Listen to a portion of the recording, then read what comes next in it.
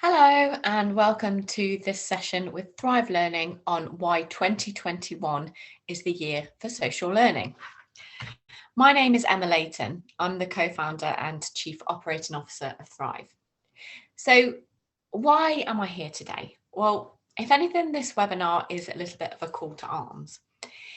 In 2016, Gartner predicted that by 2018, more than 80% of organisations will leverage user-generated content as a part of their corporate learning strategy.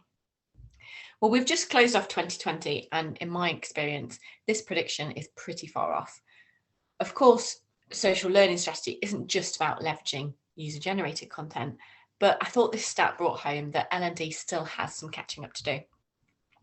Formal learning cultures aside, I wanted to start us off with a bit of a state of play. How is social learning and UGC impacting our lives generally in 2021? Well, firstly, let's face it, UGC and social learning experiences are a huge part of our everyday lives already. When I was writing this webinar, it was very tempting to say they're a huge part of our lives outside of the workplace, but that's misleading, as I'll explain shortly. The point is, whether formally or not, they are already woven into our lives. And before anyone can refute that, let's look at some definitions to start us off. I'm going to apologise in advance for any background noise because, like many people in the UK at the minute, I am facing children at home, so there may be some background noise. Let's start us off with some definitions. User-generated content is not just Instagram, and it's not just, your cool brand's marketing strategy. It's literally any content, articles, blogs, videos, reviews, created by people. When I say created by people, I mean as opposed to organisations or brands. So if you want an insight into my exciting life, it is the YouTube video I watched on Monday about how to bend into a certain yoga pose. TikTok video I watched yesterday about how to make a mini egg cheesecake, or even, a lot of parents will be able to relate to this, the kind of platforms that you get for school learning. My daughter's teacher uploaded a video the other day to show parents how to thread complex phonics. So all real examples from my life this week. And same goes for social learning, really. It's not just some trendy new L&D term. It is literally just the concept of how humans learn from each other. So yes, that could be a network like LinkedIn, or even TED, actually, surprisingly, is a community. It's not a business. But it could also just be me turning to Claire, our head of production, this morning and asking her how to submit my expenses. All real examples of social learning. So this webinar is certainly not about saying that social learning and UGC aren't happening. It's about asking the question of why L&D aren't making it a deliberate part of their strategy. So before we look at that specifically, let's look at some stats that might give you a clue as to why UGC specifically is catching on elsewhere, particularly in terms of brand social marketing. So influencer culture is facing a bit of a backlash. Consumers find UGC 9.8 times more impactful than influencer content. TripAdvisor is many people's friend when they're booking a hotel or a holiday or restaurant or whatever, and 70% of global consumers agree. 92% of consumers trust recommendations from their network. So if I'm looking for a new product, I can definitely relate to this. So book recommendations, for example, I'll ask friends or people with like-minded interests on LinkedIn, recommendations, etc. And 56% of people agree with the statement, the media I use are contaminated with untrustworthy information. That's from the Edelman Trust Barometer. So how does this relate back to internal stuff or L&D? Well, I'm not trying to suggest that people don't trust their organisations. I think that's a bit unfair. It very much depends on the culture.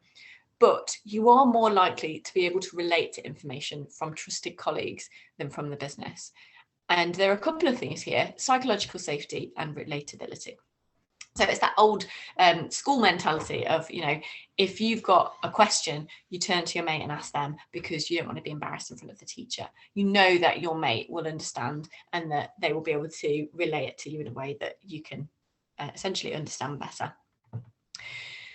So what else can we say about 2021 and the state of play? Well, with this backlash against influencer culture and the kind of, I guess, fakeness of social media and the effects on things like our mental health, some analysts have talked about the death of social media, but the stats show that it's really not going anywhere, and it's probably more woven into our lives than ever.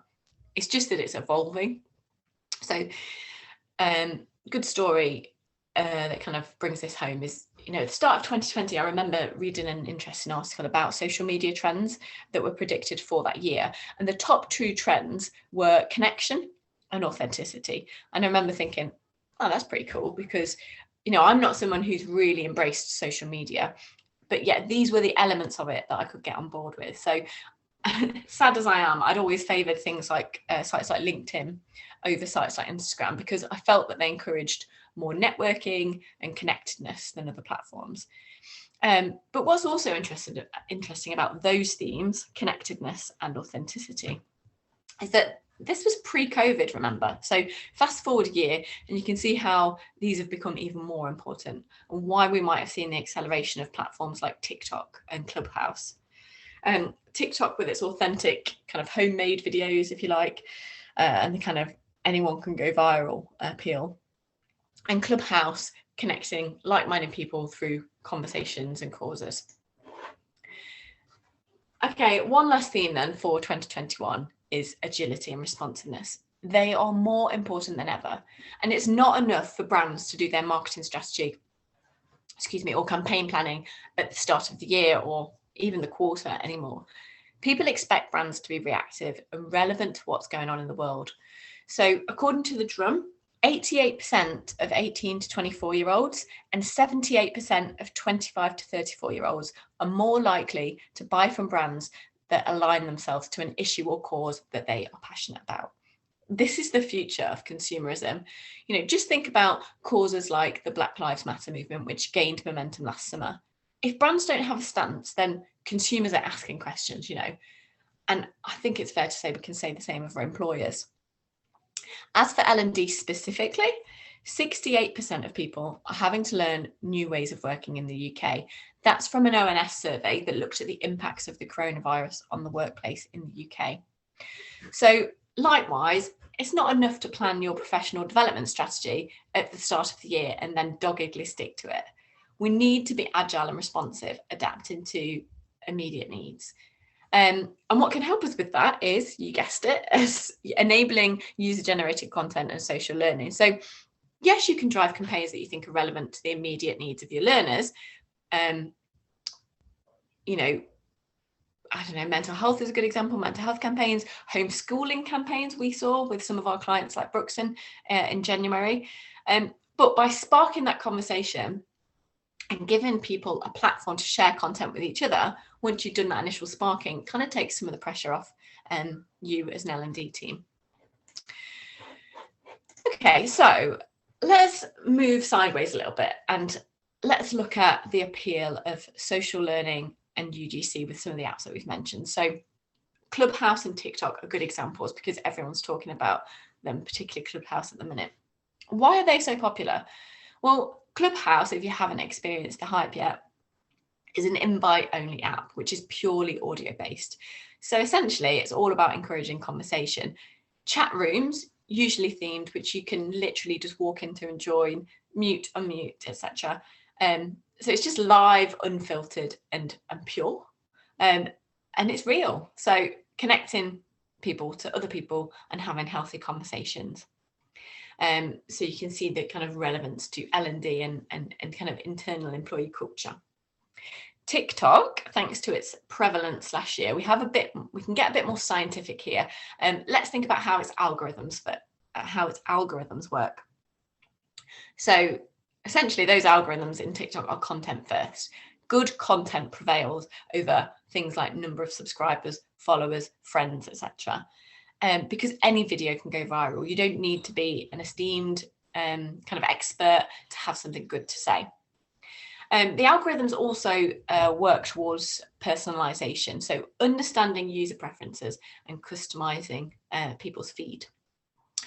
TikTok is also centered around self-expression, which encourages those themes of authenticity and allows like culture to develop.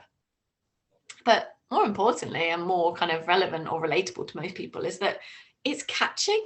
So seeing other people, the opposite of influencers, just normal people, creating content inspires other people to create their own. So we can hopefully see the parallels there with the appeal for L&D. Given all of that, why are we not doing it more? You know, going back to the Gartner stat predicting where we'd be in 2018, you know, I really have to ask the question, what are you waiting for as an organisation? And I think I have the answer. From talking to a lot of our prospects and clients, there are a few things that kind of prevent people from doing more of this type of stuff.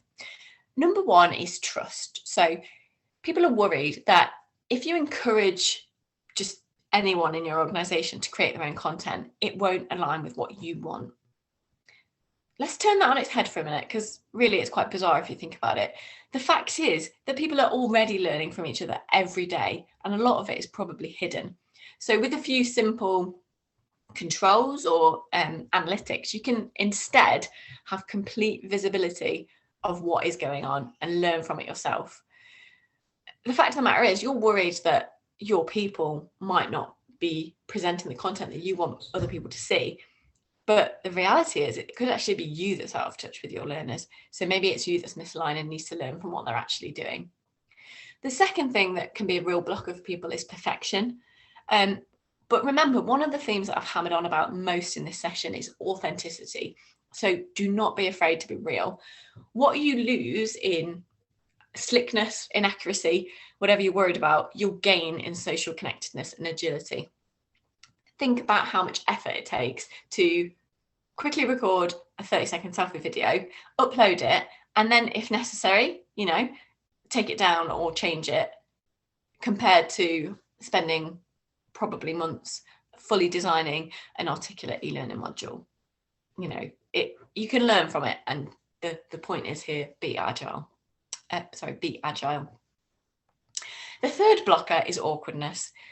Yeah, we get it. Not everyone is comfortable in front of a camera. But remember when we gave those definitions at the beginning of this session, social learning is the goal. You know, any content activity, sharing, liking, commenting is encouraging connectedness and learning. And any awkwardness can be overcome. It's really just about creating a culture where it's safe to share and learning from each other is normalized. And let's look at a few people who've done this really well. There's a couple of our clients that spring to mind when we talk about this sort of stuff. Decium are a really good example. Their LXP is made up of 53% user-generated content. And as a result, 90% of their active users, 90% of their people are active users and engage with the site. And each employee spends, on average, 83 minutes a week learning. That's optional learning, so self-directed learning over an hour a week. And Sumo Digital, they took the leap and decided that their LXP would be mostly UGC, 77% at the minute, and they also are getting, you know, those kind of 91% engagement rates, which is pretty impressive. So what can we learn from people like organizations like Sumo Digital and Decium? Here are some hopefully quite simple tips to get you started with user-generated content and social learning. Number one is just to start simple. I'll reiterate again, you know, this isn't about creating perfect selfie videos. It could just be articles, questions, links that you found on the internet, you know, discussions around existing content. So if you've got e-learning that's perhaps more traditional, generating a conversation around it, you know, what do you think of this? Did anyone gain anything from it? What were your favorite bits? All really useful insights. The next tip is to kind of nominate content champions. So this is something that we've seen organizations like Moonpig and Staffline do, is to kind of nominate a handful of people within the organization who will be real champions for user-generated content, just to kind of, you know, encourage people to get connected on the platform and to upload stuff when they're doing campaigns around, you know, specific themes. And then the third tip really is just to not take it all on yourself in L&D. You know, we don't want to create more work for you. You're busy. But by teaming up with strategic teams, specifically in the case of us and some of our clients like Brookson, marketing teams are really good to line up with, because they'll be doing stuff that's external facing, that's relevant and kind of campaign driven. So joining up with them can help for inspiration and ideas, but also people team. So if you've got a head of people or some sort of culture role in your organization, then kind of talking to them and figuring out what they think will encourage interaction and engagement, which, like I say, is something that clients like Brookson have actually built into their strategy. So there's some tips to get you started. Hopefully I've made it sound quite simple and kind of given you a bit of inspiration to do it. But the one thing I will end on is, as I said, this isn't about creating more work for L&D. It's about doing more with less. And that's where a platform like Thrive can really help, because it's easy to create content, it's intuitive, it's familiar user interface, and that means that it kind of takes a bit of the weight off you doing it all yourself. It's focused on comms and connectedness. So a lot of our recent features, like our broadcast feature, are very much designed around the need to communicate as a business. Good analytics are important. So being able to see, what kind of discretionary access is going on in terms of content, who's looking at what's popular, but also just being able to learn on the go and kind of complete some of those simple sharing activities like you would on platforms like LinkedIn on the go, which is where our mobile app is really quite significant to a lot of our clients. So just a few ideas there, but if you're interested, I've put the contact details on screen so you can reach out and get in touch. And just to kind of close off by saying thank you for joining me. If you have any questions, I'm going to be doing a live Q&A in a few minutes. So I look forward to speaking to some of you then. Thanks again. Bye.